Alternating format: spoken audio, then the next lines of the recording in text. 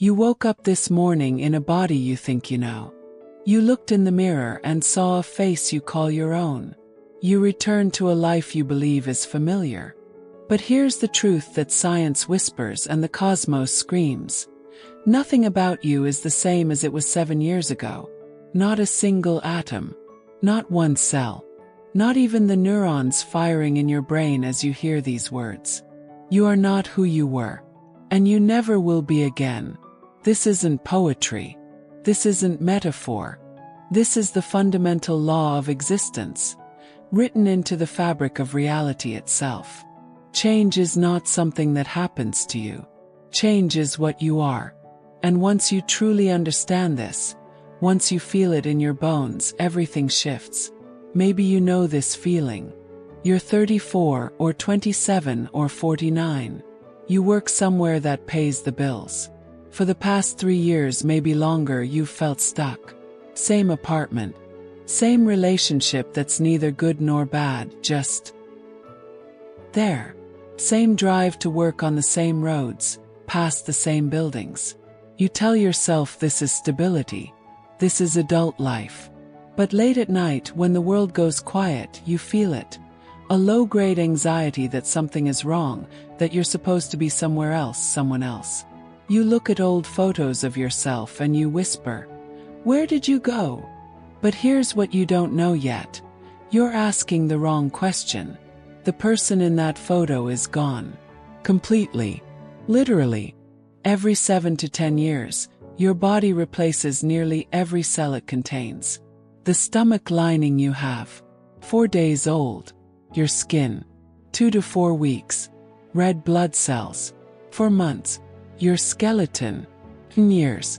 Even your brain, that fortress of self we think remains constant, is constantly rewiring, constantly changing its own architecture. You looking at that old photograph share no physical matter with the person in the frame.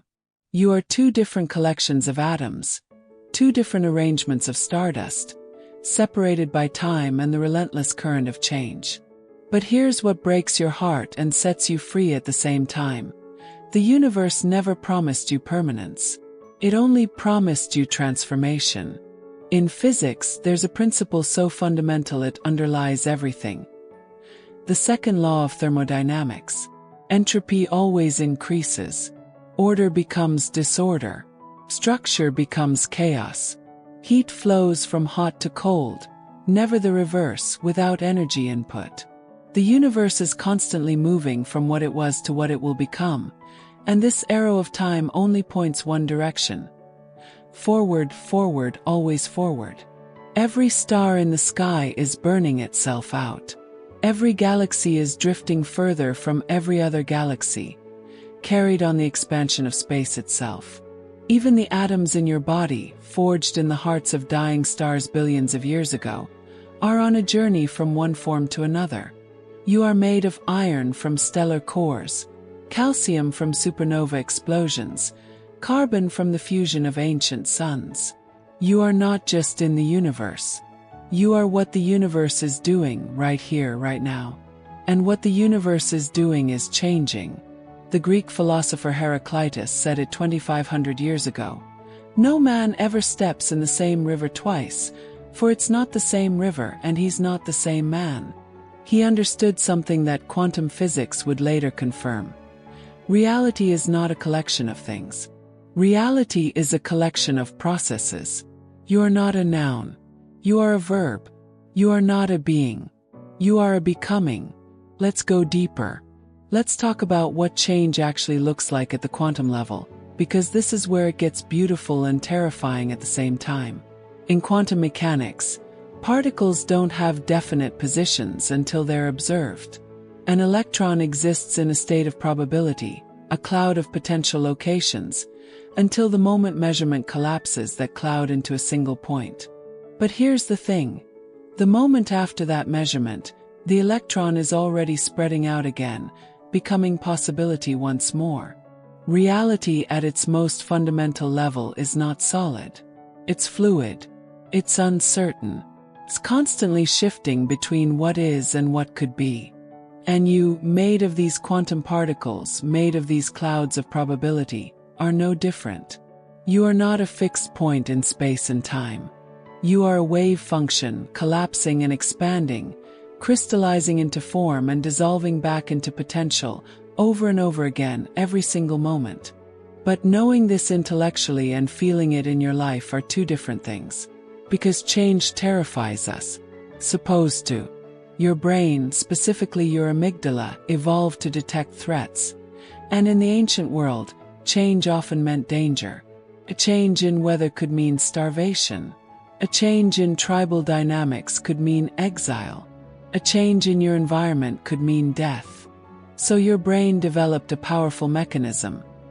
It makes the familiar feel safe, even when it isn't. Even when staying the same is slowly killing you. This is why someone stays in a relationship that makes them feel invisible. This is why people keep working at jobs that drained their passion a decade ago. This is why you might scroll through your phone instead of starting that project. Why you might stay quiet instead of speaking your truth.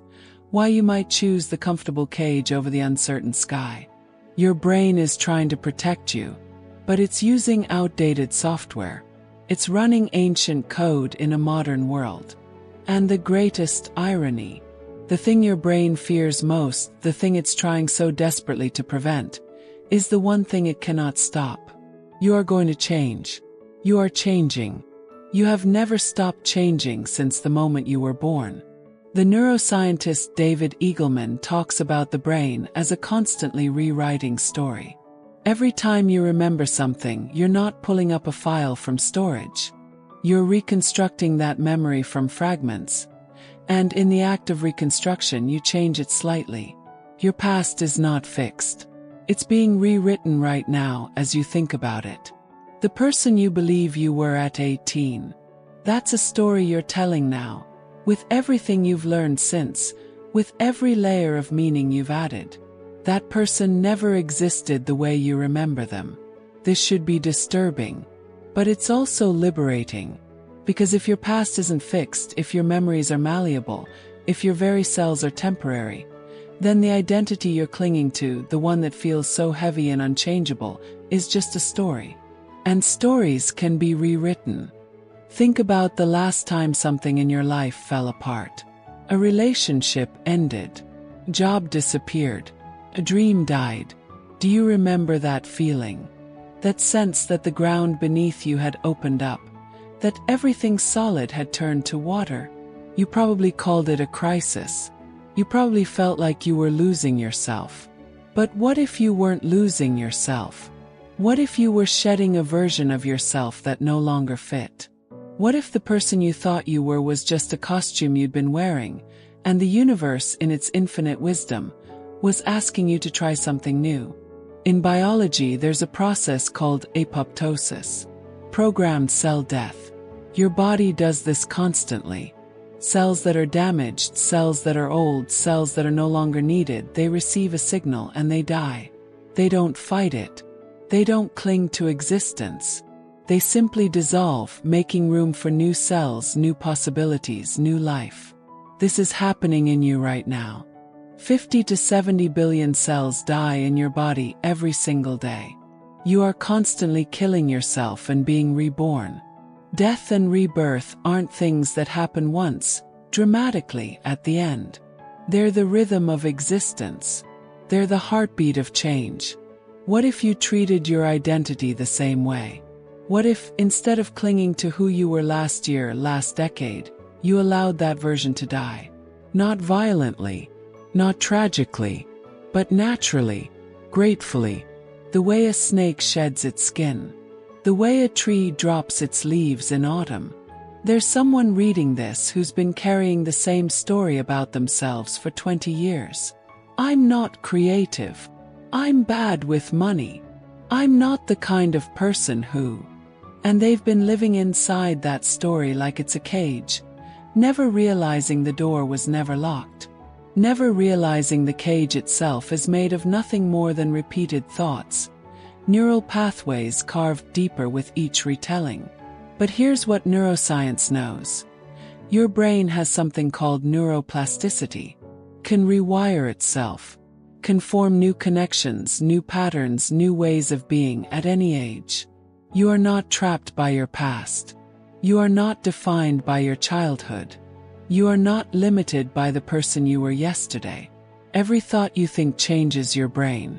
Every action you take reshapes your neural architecture. You are literally rebuilding yourself, neuron by neuron, choice by choice, moment by moment. The question isn't whether you'll change.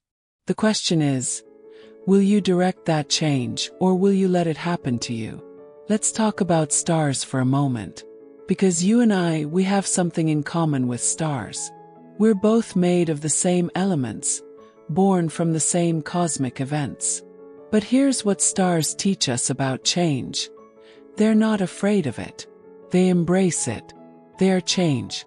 A star begins as a cloud of hydrogen, collapsing under its own gravity. Pressure builds. Temperature rises. And then fusion. Hydrogen becomes helium. The star is no longer what it was. It's burning its own fuel, transforming its own substance, radiating light into the universe as a byproduct of its constant transformation. As the hydrogen runs out, the star doesn't stop. It adapts. It begins fusing helium into carbon, carbon into oxygen, oxygen into heavier elements. Each stage is different. Each stage requires more energy, more heat, more pressure.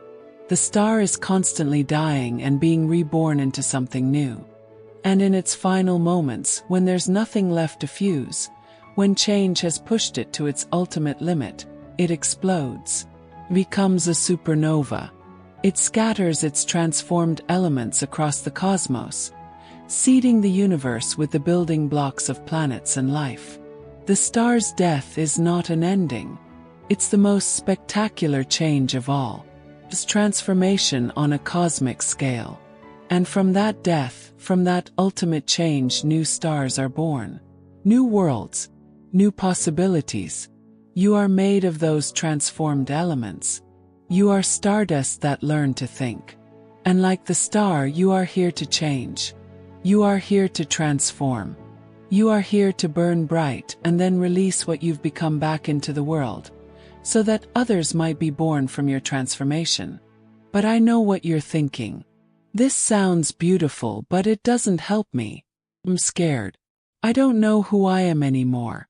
I don't know what I'm supposed to do. I feel like I'm falling apart. And I want to tell you something.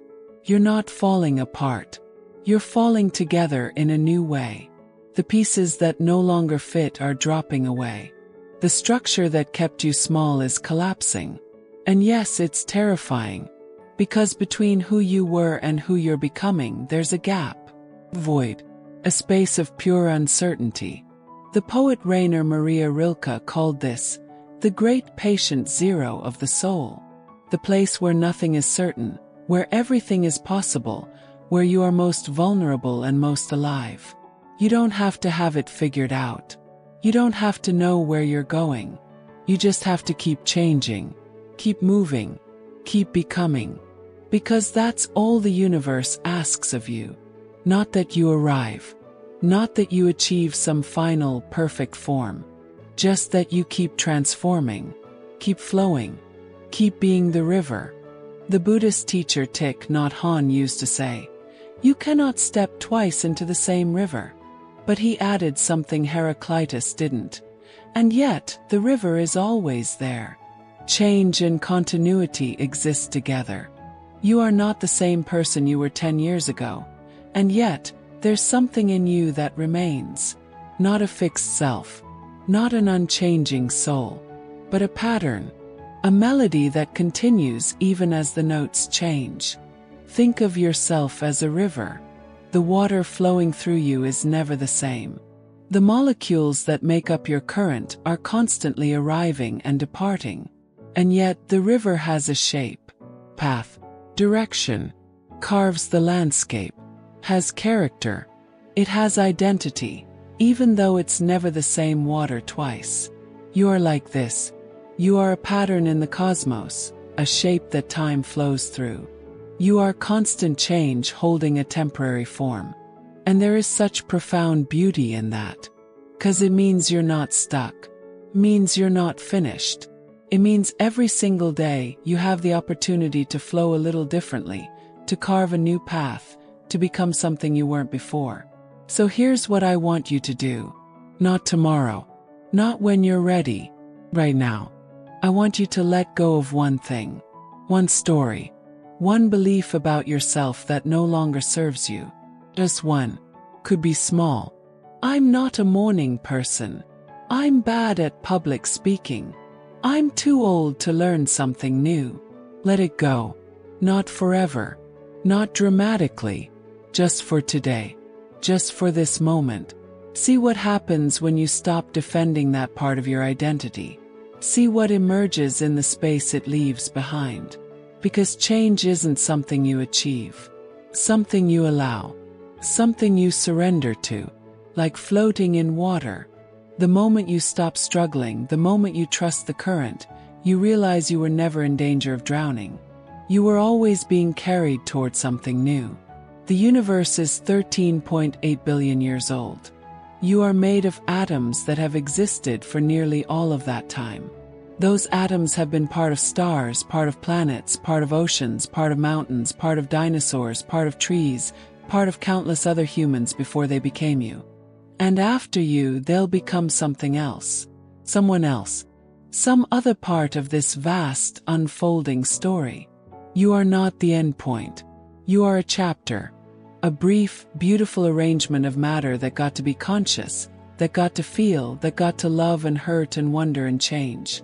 And when your time is done, when this particular pattern dissolves, those atoms will continue. They'll become part of the soil, the air, the water. They'll become part of new life, new consciousness, new possibilities. Nothing stays what it was. Nothing can. Not you. Not me. Not the stars. Not the universe itself. Everything is moving, flowing, transforming, becoming. And there is no tragedy in this. There is only the endless creativity of existence, forever making itself new. You are not stuck. You were never stuck. You are a wave in the ocean of time, always moving, always changing, always part of something infinitely larger than yourself. And the wave doesn't fear becoming foam, becoming mist, becoming cloud, becoming rain, becoming wave again. Simply moves. Simply changes. Simply is. So when you wake up tomorrow morning and you look in the mirror and you see a face that looks familiar but somehow different, remember this. You are seeing change itself. You are seeing the universe's refusal to remain the same. You are seeing proof that nothing is permanent, nothing is finished, nothing is beyond transformation. And instead of mourning who you were, instead of fearing who you might become, maybe you can simply whisper to yourself, "Hello. Nice to meet you. What will we become today?" Because that's the gift of change. Every moment is a beginning. Every breath is a rebirth. Every sunrise finds you slightly different than the sunset left you. And in that constant transformation, in that endless becoming, is where you'll find not just life, but aliveness. Not just existence, but meaning. Not just change, but growth. You are not what you were. You are not what you will be. You are what you are becoming. And that, more than anything else, is what makes you human. What makes you stardust. What makes you part of this beautiful, terrifying, constantly transforming universe. The only constant is change. And you, my friend, are proof of its infinite creativity. Nothing stays what it was. And that's exactly as it should be.